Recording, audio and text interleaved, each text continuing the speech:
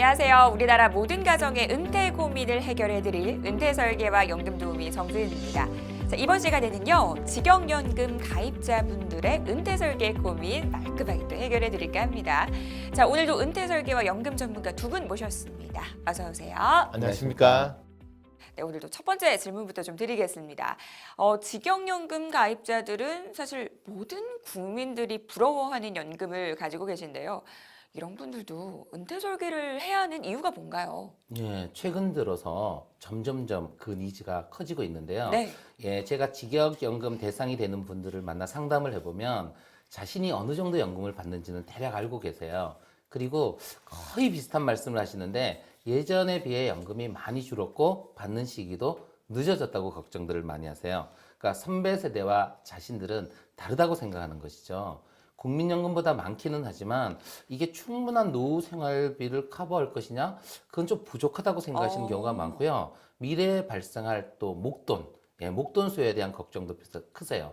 일반적으로 이 직역연금 가입자분들은 네. 모아놓은 자산의 규모가 일반적으로는 그리 크지 않은 경우도 많거든요. 그게 걱정의 한 부분인 것 같아요. 그렇군요. 그럼 여기서 궁금해지는 게 이 직영연금 가입자분들에게 이 미래에 발생할 목돈 지출 상황들은 어떤 게 있을까요? 방금 대표님 말씀하셨듯이 네. 이제 연금액이 좀 줄어들기는 했지만 그래도 상대적으로 일반 국민연금 가입자보다는 연금을 많이 받긴 잖아요. 네. 그래서 이제 생활비 걱정은 상대적으로 좀 덜한 편인데 갑자기 목돈이 들어가는 상황이 발생하면 직영연금 가입자라고 하더라도 좀 준비는 해야 됩니다. 대표적인 사유가 이제 질병이나 사고로 인해서 의료비가 많이 지출되는 경우잖아요. 이거 질병이나 사고라는 거는 이제 언제 발생할지도 알 수 없고 또 사고가 발생하거나 질병이 발생했을 때 그 비용이 얼마나 들어갈지 모른다는 점에서는 이제 생활비랑은 좀 그 성격이 좀 많이 다른다고 합니다. 그래서 일부에서는 이제 의료비 같은 것들을 우발적으로 발생하는 부채의 개념과 같다고 해서 우발부채라는 말을 쓰기도 합니다. 그래서 네. 여기에 대한 대비들이 좀 필요할 것 같고요. 특히 이제 노후 의료비가 큰 부담이 될 것 같은데 우리나라 같은 경우에 이제 65세 이후 생애 의료비 부담이 남자가 5천만 원을 넘고 여자가 한 6천만 원 정도 넘어간다고 합니다. 상당하네요. 네. 그래서 이것도 평균 금액이 이 정도고 실제적으로 특정 개인한테 들어가는 금액이 그보다 더 많으실 수도 있으니까 여기에 대한 금액을 이제 연금만 가지고 해결하기는 좀 어려울 수 있을 것 같아요. 이 밖에 이제 성인 자녀 부양에도 또 만만치 않은 비용이 네. 들어가죠. 공감합니다. 자녀가 컸다고 좋은 게 아니고, 그러니까 제가 직영연금 가입자들에게 상담을 해보면 무슨 이야기 하시냐 그러면 두 가지 조건이 성립이 돼야 행복하다 그래요. 첫 번째는 연금을 제대로 받을 수 있어야 네. 되고요. 두 번째는 자녀가 전부 경제적으로 자립을 해야 된다라고 이야기를 하시거든요. 네. 2018년 이제 미래세 은퇴연구소가 발표한 은퇴라이프 트렌드 보고서를 보면요. 네. 5060 세대의 가구의 한 74.8%? 그러니까 4명 중에 한 3명 정도가 성인 자녀 생활비를 지원하거나 이제 지원했던 적이 있다라고 답을 했어요. 얼마 정도 지원했냐 그러면 월 평균 73만 원 정도 들어간다고 하니까 이거 만만치 않은 돈인 것 같아요. 네. 또한 응답 가구의 한 75% 마찬가지네. 한 4명 중에 3명 정도는 이와 함께 이제 자녀에게 학자금, 결혼자금 같은 이제 목돈을 지원을 했는데 평균 5천만 원이 넘는 금액을 지원했다라고 이야기합니다. 또 그게 자녀 지원만 남아 있는 게 아니고 고령화가 진전되면서 자기 은퇴만 고민해야 되는 게 아니고 살아계신 또 노부모님들이 있으실 수도 있어요.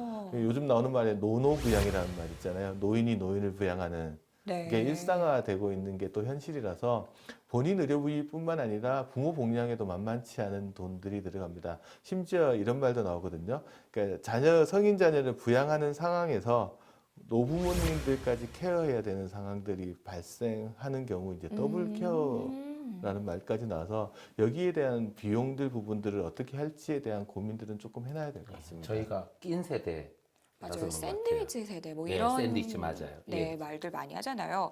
자, 그러면은 이 직영연금 가입자분들의 경우 사실 정해진 직업에 평생 봉직하는 경우가 상당히 많은데요. 그럼 직업적인 특성도 좀 있을 것 같습니다. 어떤가요? 네, 제가 실제 상담을 해보면 모든 분들이 그렇지는 않지만 대체적으로 재테크나 투자에 관심이 조금 적은 게 맞는 것 같아요.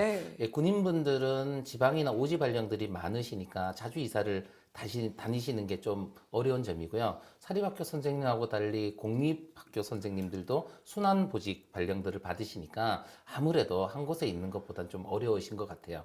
그리고 재테크에 관심을 갖는 것 자체가 모르겠어요. 직업윤리에 맞지 않다고 생각하시는 것지도 모르겠지만 어쨌든 그런 것들을 하는 것에 대해서 약간은 꺼려 하시는 부분도 있어요. 그리고 시간을 거기다가 쓰는 것도 조금 꺼려 하시고요.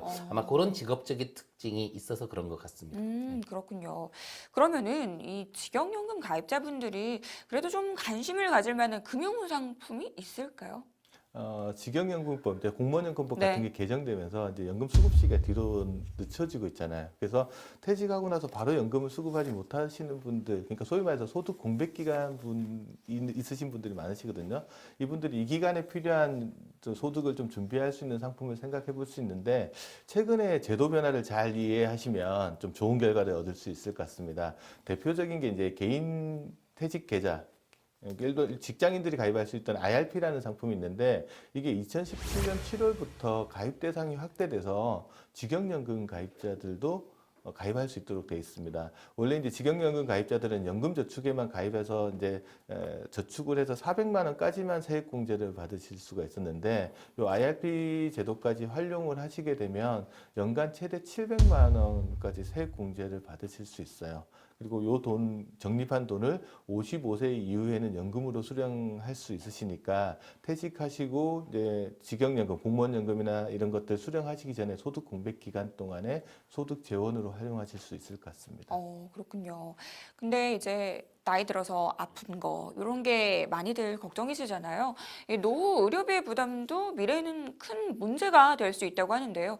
그럼 이런 부분은 어떻게 설계하는 게 좋을까요? 네, 사실 그 직영연금 가입자분들의 가장 큰 리스크가 노후 생활비보다는 조기에 사망하시거나 아니면 큰 병에 걸리셔서 고액의 치료비, 의료비가 드는 이런 경우들이죠. 그래서 이 조기에 사망을 하시면 유족연금이 발생하기는 하지만 대체로 60%만 지급되고, 또 배우자 연금이 있을 경우에는 연금 조정도 일어날 수 있어서 부부연금보다는 줄어들 수가 있고, 이렇게 되면 또 노후 생활비가 부족해서 이중고를 겪으실 수가 있죠. 그래서 개인연금 등을 활용해 가지고 노후에 부족한 생활비를 준비하는 것도 우선 필요하지만, 충분한 질병, 간병보험에 대한 부분도 좀 준비를 해 놓으시는 게 좋겠어요. 그래서 의료비 보장보험 반드시 네. 필요하고요. 그리고 질병, 사고, 특히 고액의 치료비가 들어가는 뭐 3대 질병, 이런 10대 질병 이런 것들에 대한 보장보험도 어느 정도는 해 놓으시는 게 좋을 것 같습니다. 국민연금이랑 다르게 공무원과 같은 직영연금 가입자들은 연금이나 일시금 중 하나를 선택해서 받을 수 있는 걸로 제가 알고 있습니다. 그러면 궁금해지는 게 이 둘 중 어느 쪽을 선택하시는 분들이 많은가요? 보통 주면은 주머니에 받아서 넣고 싶지 않아요. 일시금을 선택하시는 분이 좀 많을 것 같은데, 요즘 와서는 그렇지는 않은 것 같아요. 이제 공무원연금을 한번 예를 들어보면, 공무원 퇴직자가 한 100명 정도 되면 이 중에서 연금을 선택하는 사람이 95명 이상 된다고 합니다. 이게 옛날부터 그런 거는 아니고요. 과거에는 그렇지 않았습니다. 이제 1980년대 초반만 하더라도 100명이 퇴직했을 때 연금 선택한 사람은 30% 남짓밖에 안 됐거든요. 그럼 이제 우리가 궁금한 거는 이 80년대부터 지금까지 한 30년 넘게 지나왔는데, 이 기간 동안 무슨 변화가 있었길래 연금 수령한 사람이 이렇게 늘어났느냐? 라고 하면 크게 한 두 가지 원인이 있는 것 같아요. 네. 첫 번째는 이제 평균 수명이 30년 동안 한 15년 이상 늘어났습니다.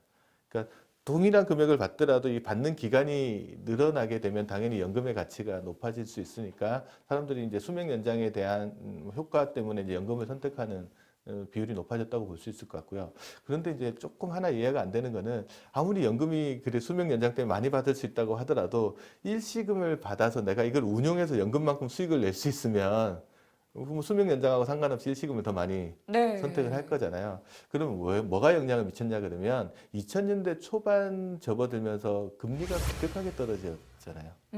그 시기에 연금 수령을 선택하는 사람이 상당히 많아졌습니다. 그러니까 목돈으로 받는 것보다 꾸준하게 연금으로 받는 것들이 훨씬 더 유리하다는 생각들을 네. 하시는 거죠. 이걸 이제 금융에서는 뭐라고 보냐면 자산의 경합성이 있다고 그래요. 어, 그러니까 목돈 자산과 캐시플로형, 연금같이 캐시플로를 가져다주는 자산 중에서 금리가 떨어질수록 캐시플로가 많은 자산에 훨씬 더 관심을 갖게 된다. 그래서 이제 그 저금리 시대에 이제 관심 있는 게 보면 배당주 투자하시는 분들 관심이 네. 많으시고요. 임대소득에 관심 많으시고요. 특히 이제 연금처럼 꾸준하게 캐시플로우 있는 상품들 좋아하시고요. 사람들이 공무원처럼 안정적으로 고정적인 소득을 꾸준히 주는 직업도 선호하게 되는 거라고 보시면 됩니다. 직업의 경합성이네, 그거는. 그렇죠. 예. 네, 그러면 이제 지금까지 말씀해주신 내용을 우리가 좀 종합해 볼 필요가 있을 것 같은데요. 이 직영연금 가입자의 은퇴 설계 포인트를 정리해 주시면 좋을 것 같습니다. 이 직영연금 가입자분들 어떻게 은퇴 설계해야 될까요? 네, 조금 정리를 한번 해보죠. 네. 예, 분명 직역연금 가입자분들은 노후 생활에 큰 도움이 되는 연금을 갖고 계십니다. 하지만 인생을 살다 보면 굉장히 예측하지 못하는 많은 변수들이 존재하죠. 그래서 이 변수들을 극복하기 위한 계획이 바로 재무 설계를 하는 것인데요. 재무 설계의 핵심은 자산 3분법을 기본적으로 이제 취하고 있습니다. 네. 이 자산 3분법이라는 것은 여유 자금을 위험에 대비한 보장 자산과 목돈이 발생할 자산, 그리고 나중에 나이가 든 이후에 노후 생활비를 대비할 수 있는 이 자산으로 각각 나누는 거죠. 그러니까 단기 자산 일부, 그다음에 노후까지 가는 연금 자산, 그리고 위험에 대비한 보장 자산, 이렇게 세 가지로 나누어서 자산을 적립하는 거죠. 이렇게 세 가지로 나누어 놓으면 어떤 상황이 발생해도 대부분은 이 세 가지 자산이 작동을 해서 좋은 결과가 있을 겁니다. 그렇군요. 오늘 두 분 말씀을 들어보니까요. 우리가 연금에만 의지하지 말고 이 여유 자금을 세 가지 자산으로 나누어서 관리하는 게 상당히 중요할 것 같다라는 포인트들도 들어봤습니다. 두 분은 여기서 보내드릴게요. 도움 말씀 감사합니다. 감사합니다.